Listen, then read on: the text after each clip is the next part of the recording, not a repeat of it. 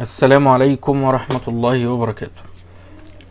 امبارح احنا اتفاجئنا كلنا بان البنك المركزي نزل قرار بان كل البطاقات منها مسبقة الدفع والديبت كله وقف. الحاجة الوحيدة اللي ما وقفتش هي الماستر كارد.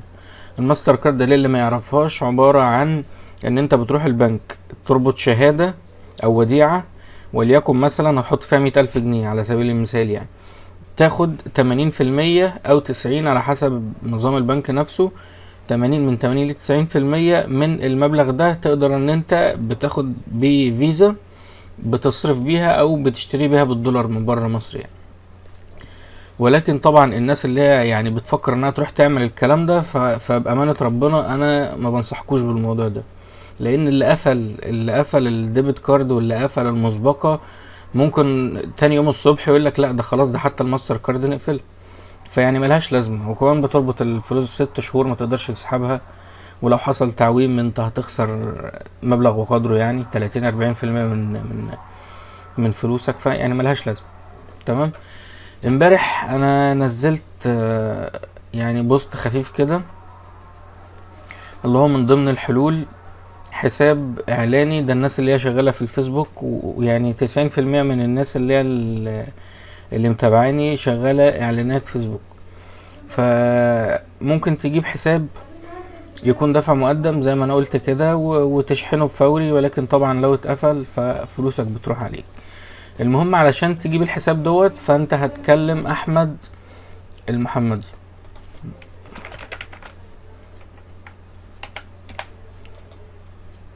هتكلموا الراجل المحترم ده. الراجل دوت هتلاقيه عليه الصلاة والسلام، هتلاقيه بيبص بينزل بوستات كتير وبتاع ان في حسابات وكده، فانت لو عايز حساب كلمه. المهم دلوقتي احنا هنتوجه لحل للمشكلة ديت، وان شاء الله حل دائم، ولكن طبعا مكلف. ليه مكلف؟ لان انت اولا بتتعامل بسعر السوق السوداء، سعر الدولار. يعني مثلا هتلاقي معدي ال41 جنيه، 41 ونص مثلا، يخش في 42. عندك العمولة بتاعت الديبوزيت عالية. انا هوريك دلوقتي. بص، ده المفروض ان هو احسن الحلول اللي موجودة. ده احسن الحلول اللي موجودة. ده بيوفر لك فيزا افتراضية بتقدر ان انت بتدفع بيها على الحاجات اللي قدامك دي: مايكروسوفت ايدج، ديجيتال اوشن، فيسبوك، وفي حاجة يعني في كل حاجة. تمام، كل حاجة وليها فيزا. لو نزلنا تحت شوية هنلاقي انواع الفيز اللي عنده. ده النوع اللي مقبول في كل حاجة، مقبول في كل حاجة. ينفع الفيسبوك، ينفع على اي حاجة، اي موقع يعجبك. المهم انت بتخش تسجل حساب. انا طبعا هسيب لك اللينك بتاع الموقع دوت مع برومو كود، بحيث ان انت لما تيجي تشحن يتعمل لك خصم يعني. المهم انا اصلا كنت سجلت امبارح بحيث ان احنا نجرب يعني. وده كده حسابي. حلو. اول حاجة بعد ما بتسجل الحساب بتخش على علامة الفيريفيكيشن دي. هنا اول حاجة خالص بيقول لك يعني المستوى الاول دوت ان انت بتطلع كارت واحد. تمام. وبيبقى الماكس ديبوزيت اخر حاجة ممكن ايداع فيها $500، دي اقصى حاجة. ده يا دوب بترفع له الباسبور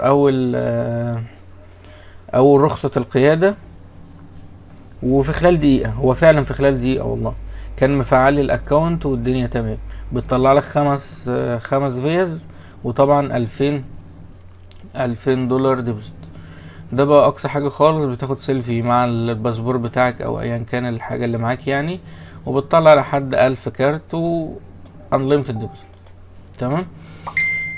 ده كده اول حاجة بتعملها. تاني حاجة، علشان بقى تطلع الكارت بتاعك بتخش هنا على نيو كارد اللي قدامك دي، او ماي كارد من هنا. تخش على نيو كارد دي، فبيظهر لك هنا الانواع على حسب نوع الفيريفيكيشن، التفعيل اللي انت عامله. دي احسن حاجة وشغالة مع كل المواقع بلا استثناء. ولكن انت لو عايز حاجة يعني مثلا حاجة للفيسبوك بس فقط لا غير، فلا ما انصحكش بالالتيما دي. في واحدة تانية موجودة للفيسبوك هنا هيت، اللي هي دي، والعمولة بتاعتها اقل شوية. انا هوريك ديت الديبوزيت فيه العمولة 8%، زائد ان هما بياخدوا مبلغ شهري. يعني لو حطينا هنا مثلا $100 فتلاقي نفسك دافع 123 وشوية، لان المنصلي ده مبلغ بتدفعه كل شهر. $15 ده مبلغ ثابت، زائد 8% عمولة الايداع. لما بتيجي تدفع بيها ما بتدفعش عمولات تاني، يعني مفيش ان انت لما تيجي اهي ترانزاكشن في، يعني المعاملات نفسها لما تيجي بقى تعمل معاملة لا ما بيخصمش منك حاجة تاني، هو واخد 8% $15 الثابتين دول. ولكن الفيزا ديت شغالة مع كل المواقع. طيب النوع التاني بقى، لو الناس لو انت شغال في الفيسبوك بس، فبتيجي للنوع ده اللي هو جيت كارد. النوع دوت في منه مديك 3 بن كلهم شبه بعض مش فارقة، ولكن هنا بيقولك ان بياخد $10 في الشهر علشان تيجي تزود، يعني ديبوزيت تحط فلوس في الفيزا، فبياخد 2.9 زائد 0.5% في كل معاملة انت بتعملها، يعني تقريبا قول 3.5%. فاللي فاتت كانت مقبولة في كل المواقع و8%، انما ديت مقبولة في الفيسبوك فقط لا غير و3.5%. تمام، فيعني انت براحتك بقى. الحل دوت الموقع ده يعني موثوق وشغال بقاله سنين، ولكن مشكلته ان هو بيتشحن بالUSDT فقط لا غير. يعني لو جينا هنا توب اب اكونت وهنا ترون TRC20، ده ارخص حاجة في العمولات على فكرة، لان لو بيتكوين او كده فهتدفع عمولة في التحويل عالية. ده ارخص حاجة TRC20، تاخد طبعا العنوان دوت وتبعتله.